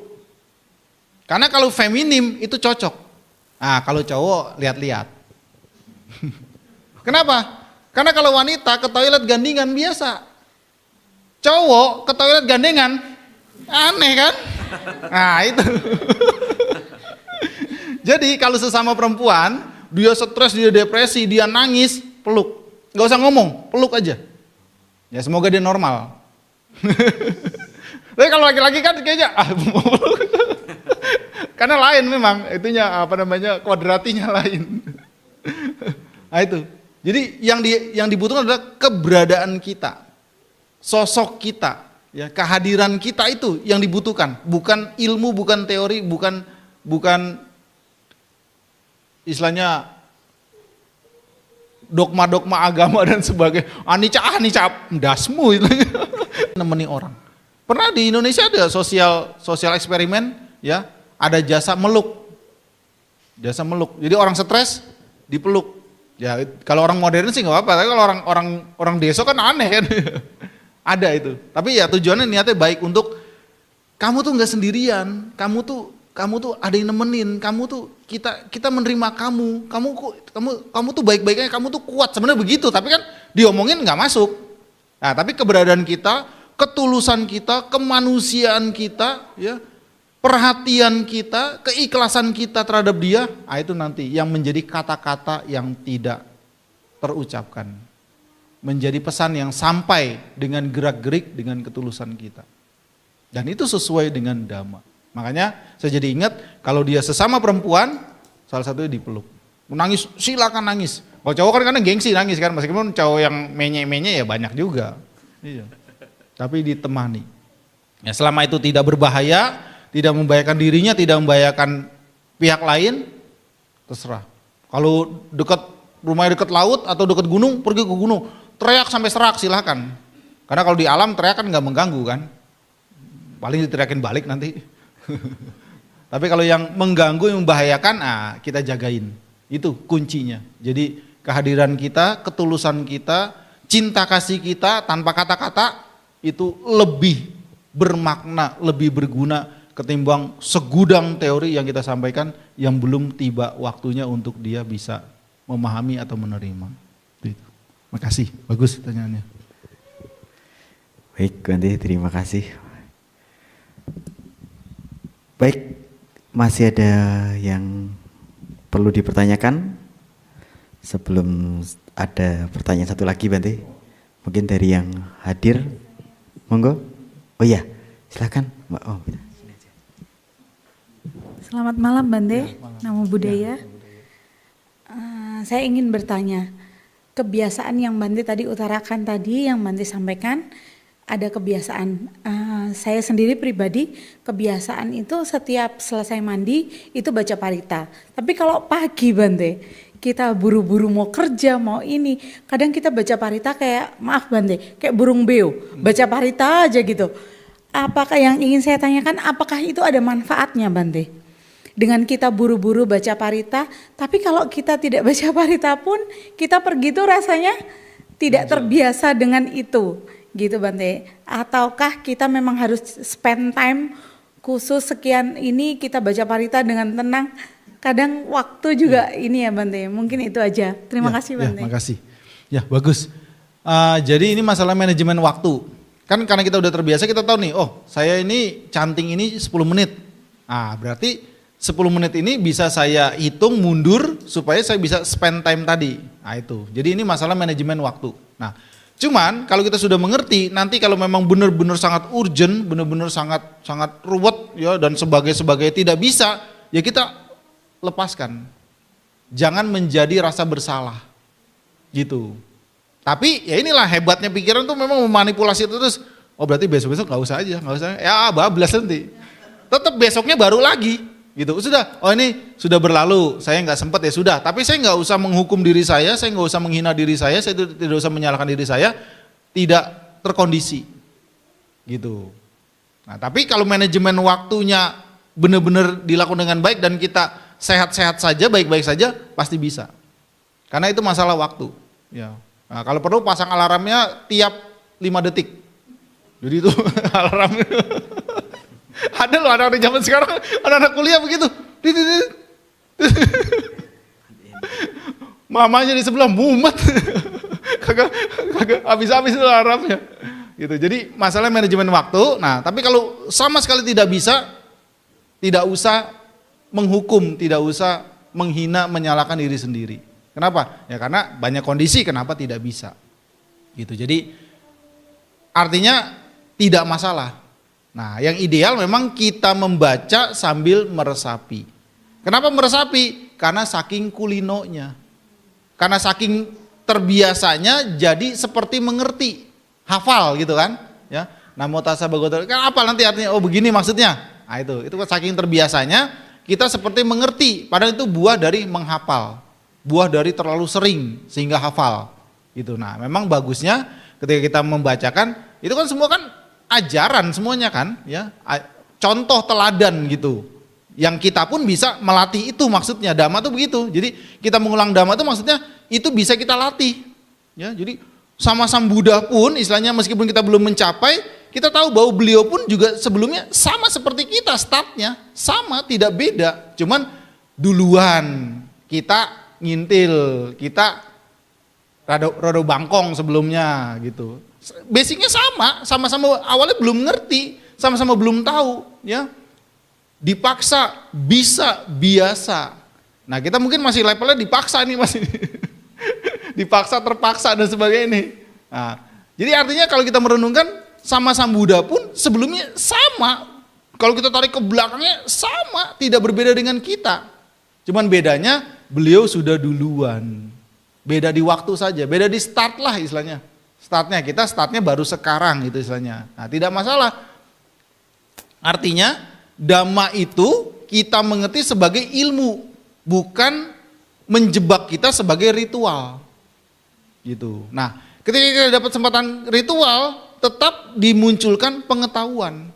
Bahwa saya mengulang ini adalah sebenarnya adalah pengetahuan, adalah teladan, adalah contoh, sudah dibuktikan oleh Sang Buddha dan murid-muridnya. Nah, saya ini termasuk muridnya, meskipun belum seperti yang itu, tapi saya bisa mengikuti jejaknya, mengikuti teladannya, mengikuti contohnya, gitu. Karena Dhamma itu ya diri kita itu Dhamma, gitu. Jadi ketika kita ritual, lakukan ritualnya dengan pengetahuan. Ketika kita tidak sempat ritual, tidak usah merasa bersalah. Apalagi memang kita tidak sengaja, karena kesibukan, karena ada urgent dan sebagainya. Nah, besok hari yang nah ilmunya itu bisa jadi tradisi, dari kebudayaan, dari ritual, dari upacara, dari sembahyang, dari teknik berbagai macam, itu semua bisa kita jadikan sarana untuk mendapatkan ilmunya, mendapatkan pengetahuannya. Jadi saripatinya adalah ilmunya, pengetahuannya. Caranya, medianya, metodenya, sarananya, muacem. Nah itu. Jadi saripati dhammanya itu yang harus kita pahami bahwa oh, dhamma ini untuk dimengerti dan dipraktekkan. Nah, cara untuk mengerti dan praktekannya macam-macam. Selama itu sesuai dengan norma, sesuai dengan hukum, sesuai dengan sebab akibat yang baik, sesuai dengan kepantasan, tidak ada masalah. Gitu. Seperti itu. Makasih. Baik, Bante, terima kasih. Masih ada lagi yang mau bertanya? Nah, monggo, silakan. Bante, saya mau bertanya, tapi tentang parita ya boleh ya, Bante? Silakan. Saya suka baca parita, Bante. Ada satu parita namanya Wataka Parita, Bante. Saya di sini nggak paham tentang arti ini, Bante. Mungkin Bante bisa menjelaskannya, atau saya mungkin bacakan penterjemahannya ya, Bante. Di alam ini terdapat berkala sila. Di alam ini terdapat berkah sila, berkah kebenaran, berkah kesucian, dan berkah kasih sayang. Berdasarkan atas kebenaran ini, aku melakukan sumpah nan luhur. setelah merenungkan kekuatan Dhamma, mengenang para penakluk di waktu lampau, dan mendasarkan pada kekuatan kebenaran, aku bersumpah, aku bersayap namun tak mampu terbang, aku berkaki tapi tak dapat berjalan. Ayah bunda pun telah pergi.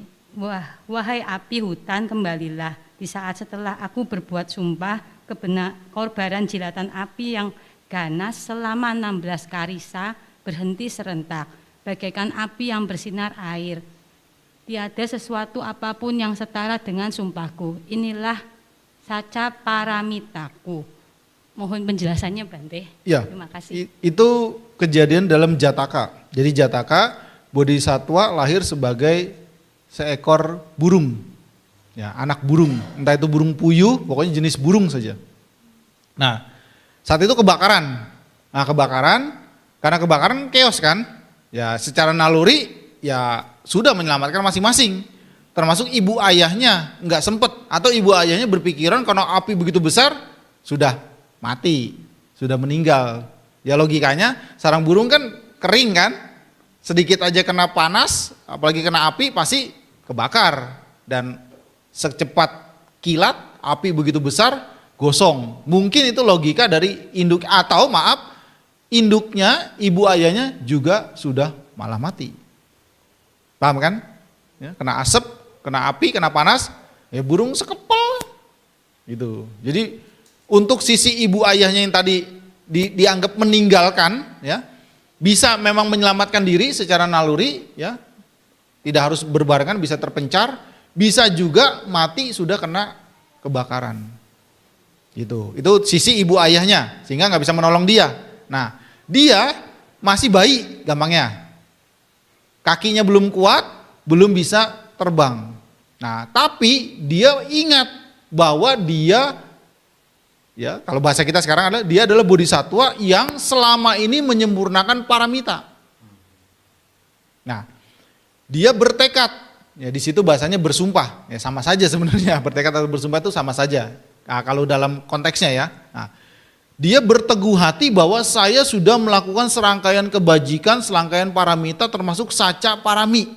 Nah, jadi itu kalimat itu adalah ungkapan kebenaran, saca kiriya.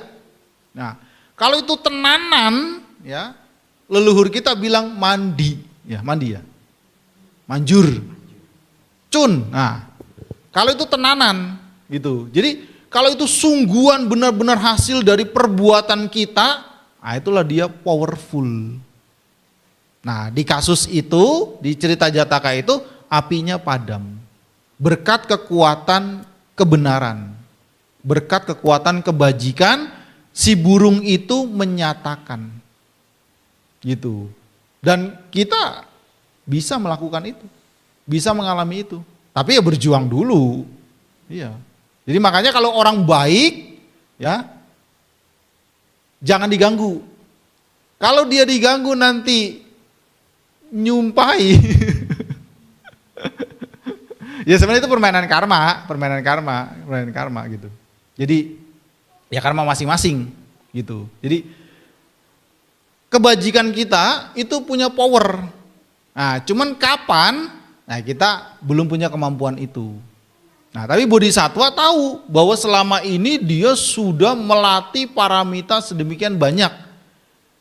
Dan kondisi chaos itu dia juga tidak bisa meminta tolong dan tidak bisa mendapatkan bantuan dari makhluk lain. Ya. Berarti makhluk selain burung, kan bisa apa-apa gitu kan. Nah, dia tahu, dia sadar, sehingga dia hanya bersandar, dia hanya berpegangan kepada paramitanya. Nah, di situ adalah saca parami. Dia sudah melakukan sila, sudah melakukan kebajikan, sudah melakukan moral dan lain-lainnya itu, ya. Nah, itu menjadi kekuatan pikiran dia sebagai anak burung itu, membuat manjur, membuat berbuah karma baiknya. Ya. Jadi kalau kita penuh, makanya ada istilah orang bejo kan, orang hoki, itu buah karmanya. Cuman karena kita belum selevel bodhisatwa, ya kita belum bisa langsung instan, langsung sekejap. Langsung sekejap. Tapi beliau sadar kalau itu nggak berbuah, ya nggak apa-apa, biasa kok, meninggal itu udah pasti. Tinggal nunggu aja. Kita ini kan lagi ngantri kan, ngantri entah kapan. Tapi antriannya nggak usah diserobot, nggak usah. Kalau bisa mundur lagi, delay. Gitu. Jadi di kebudayaan Buddhis ada istilah saca kiriya. Saca itu kenyataan, ya, apa adanya, real, kebenaran. Kiriya ini adalah upaya yang sudah kita lakukan. Nah itu kalau kita baca pustaka Buddhis banyak sekali. Di zaman Asoka ada kejadian unik. Asoka itu kurang lebih 300 tahun sesudah Sang Buddha. Nah, suatu ketika Asoka ini inspeksi belusukan, ya, sampai ke Sungai Gangga. Nah, Sungai Gangga kan gede sekali. Nah, saat itu nyeletuk, ya mungkin ya lagi capek atau lagi guyon, kan orang kan punya sense humornya masing-masing kan beda-beda. Nah, Raja Asoka nyeletuk, kira-kira ada yang bisa ngebalikin air Sungai Gangga ini enggak? Ya, mungkin guyon gitu kan jokes bapak-bapak kadang-kadang garing kan, ya kan? Kira-kira ada yang bisa ngebalikin Sungai Gangga yang selebar ini enggak? Omongan si raja ini didengar sama wanita penghibur. Jadi di situ ada wanita penghibur. Ada pelacur gitu. Didengar. Nah, si pelacur ini langsung mengucapkan saca kiriya. Menyatakan apa yang dia lakoni selama ini. Apa yang dikatakan si wanita penghibur ini? Saya selama menjalani profesi ini, ya. Karena itu legal, zaman itu legal. Zaman sekarang aja di negara maju legal kan? Ya kan? Apakah dia Brahmana, apakah dia kesatria, apakah dia waisa, apakah dia sudra, siapapun dia, selama deal, selama perjanjiannya sesuai, ya, saya tidak pernah membeda-bedakan dalam melayani mereka. Meskipun mereka kasta rendah, selama terang di depan, selama perjanjian sesuai. Dan itu yang dia ucapkan itu nyata, dia lakukan. Meskipun pelanggannya sudra, dia layani. Dia tidak beda-bedakan. Kalau ini kan bisa kesatria, bangsawan, senyum-senyum sampai kering giginya. Kalau sudah cembetut, enggak. Dari kasta manapun dia, selama deal, selama cocok kesepakatan, dia tidak pernah beda-bedakan. Nah, semoga dengan ungkapan kebenaran saya ini, air Sungai Gangga berbalik, benar berbalik. Wah, permainan karmanya sendiri. Nah, kasus Wataka Parita itu, Wataka Sutta itu, nah, kasus Bodhisatwa sebagai anak burung. Nah, apinya padam karena kekuatan saca kiriya, kekuatan karma baiknya sendiri. Itu. Dan kita ya sebenarnya ngalami itu, mungkin kadang tidak sadar, ya, atau tidak sampai detil memahaminya, mengertinya, ya. Tapi juga jangan dilekati, gitu. Yang penting itu tadi proses, ya, proses. Kayaknya paling enak kan jadi orang itu jadi orang pas-pasan. Pas pengen, pas ada. Pas butuh, pas ada. Ya itu karma kita sendiri. Nah, karma memberikan buah.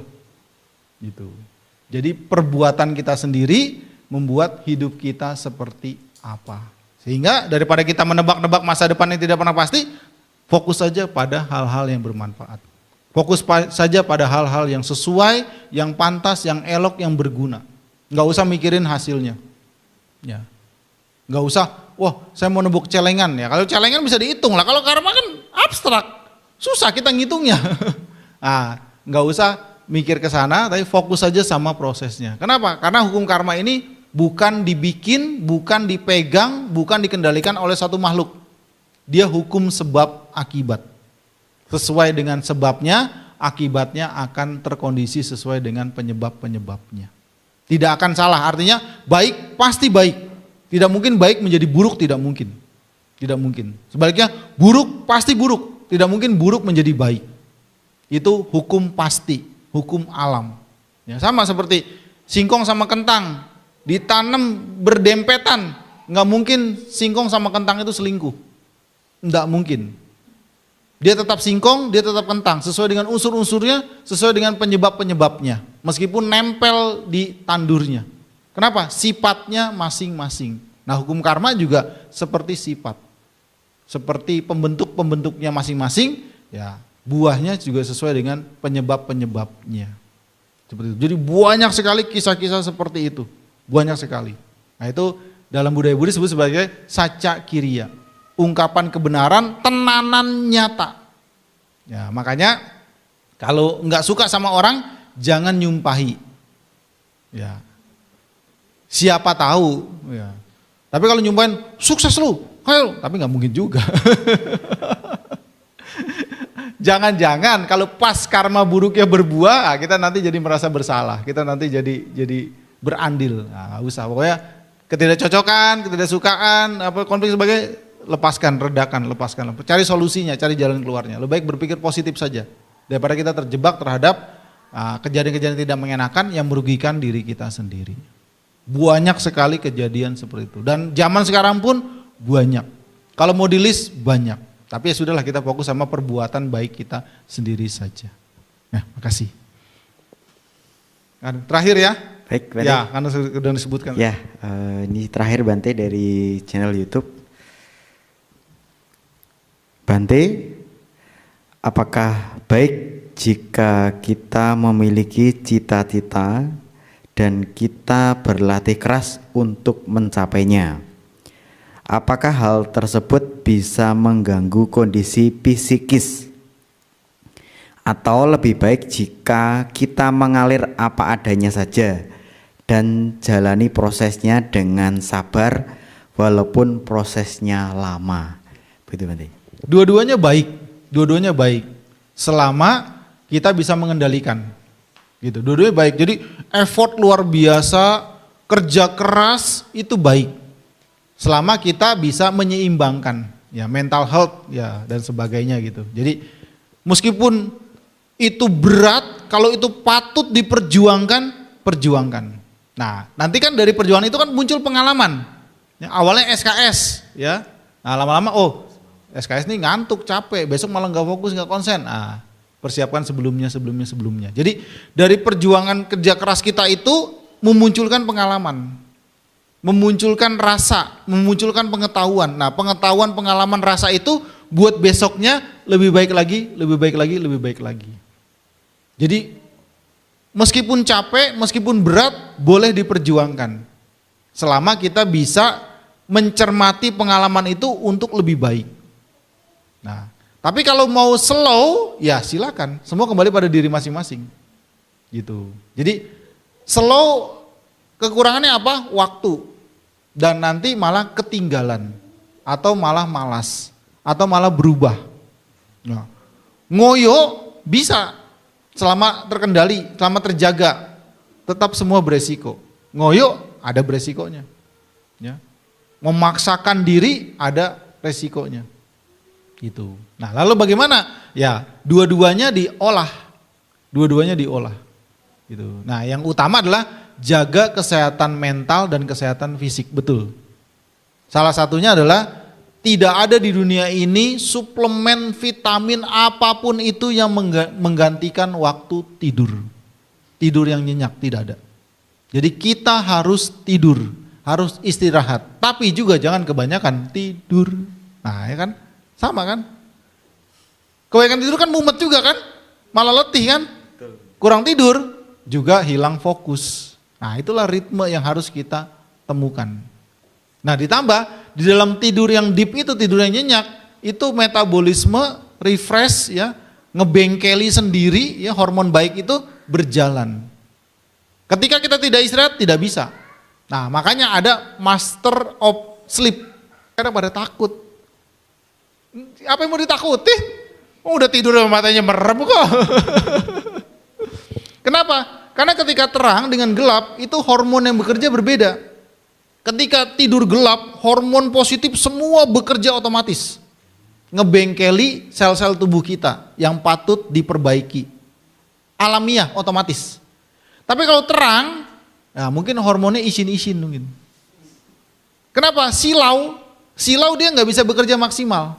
Nah makanya syarat minimal 3 ini membuat istirahat kita sangat baik. Jadi tidak berisik, ya, kalau bisa sunyi, ya, tidak bising gitu, tong pasti ya nggak nyaman. Suara knalpot brong, pasti ya Selain udah gak nyaman, udah nesu aja denger ya. Sejuk, kenapa? Karena kalau panas kan gerah, lepek. Nah, kalau atau dingin nanti sesuai selera, yang penting tidak panas kebalikannya, dan gelap. Bener-bener gelap, peteng. Lalu gimana ngakalinnya? Ya mungkin di pojok lampu redup warna kuning, atau di sebelahnya ada lampu center emergency lamp yang nyaman. Gampang, HP ya udah ada kok, gak ada yang susah sekarang.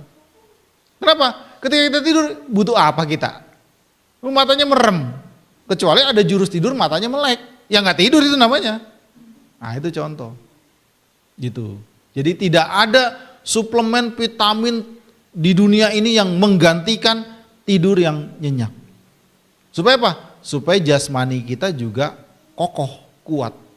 Kalau mentalnya kuat, jasmaninya nggak kuat, juga nggak mendukung. Jasmaninya kuat, mentalnya membleh, psikosomatis. Nah, jadi minimal dua ini harus kita jaga. Kenapa? Karena meskipun pikiran begitu kuat, pikiran utama, tetap kita makhluk yang masih membutuhkan jasmani. Masih membutuhkan jasmani. Ya kecuali kita sudah humanoid gitu, ya separuh robot, ya mungkin gak punya rasa capek, tapi kita kan belum robot kan. Kita masih manusia utuh, manusia alami masih. Nah, sehingga karena kita manusia alami, kita membutuhkan istirahat. Nah istirahat yang tepat itu jam 10 sampai jam 4 kurang lebih.